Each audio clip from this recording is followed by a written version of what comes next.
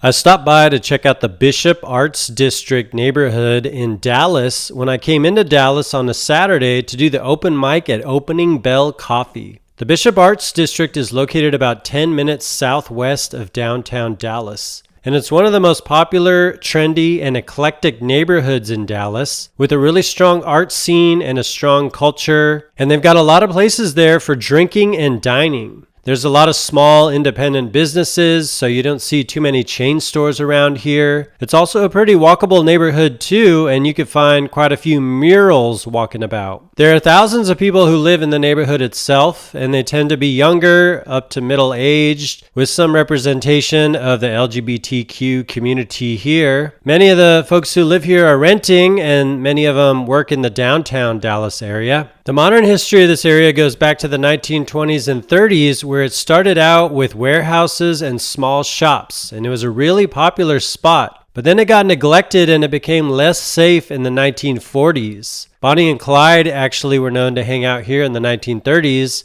and Lee Harvey Oswald lived in the area in the 1960s. But the area got revitalized more to how it's looking today in the 1980s, where these abandoned buildings were turned into studios and coffee shops and galleries. They had investors and artists coming in. So the footage that I've been showing is of a walk around the Bishop Arts District, where you could see some of that artsy and historic and hipster culture and energy that they've got here. It's that blend of older architecture from over 100 years ago, as well as some new buildings. There's a number of places to find some good food around here, and I found some at Veracruz Cafe, which specializes in cuisine from the state of Veracruz, Mexico. In terms of live music and culture, there are quite a few places around here that have some live music. The first one is Bishop Exchange. This is a swanky neighborhood pub where they've got classic cocktails in a kitchen, and it's a friendly place, and they've got live music there. Then there's Oddfellows. It's a bustling, rustic, hip coffee house diner with American fare, morning till night, and cocktails. They've got live music there. Then they've got a Barron's Creek Vineyards tasting room here. The original winery is located in Fredericksburg, but here you can find some wines and some charcuterie and pizza, as well as live music. Then there's 12 Barrels Brewing. This is a revived corner bar restaurant turned into a craft beer and sandwich place. They call themselves the official Bonnie and Clyde bar of Dallas, and they have live music here as well. One of the most popular spots for live music is Reveler's Hall. They are a home for music lovers, and they focus on jazz and quality musicianship, so you can find people here with hard drinks and cocktails, maybe even doing some swing dancing, and they actually had live music going on there when I was walking around.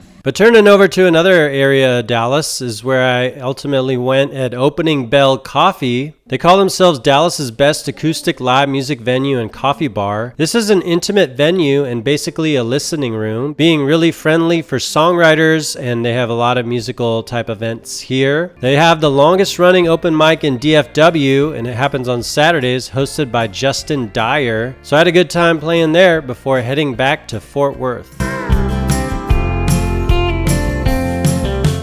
I know you had some trouble sometimes making your way in your world.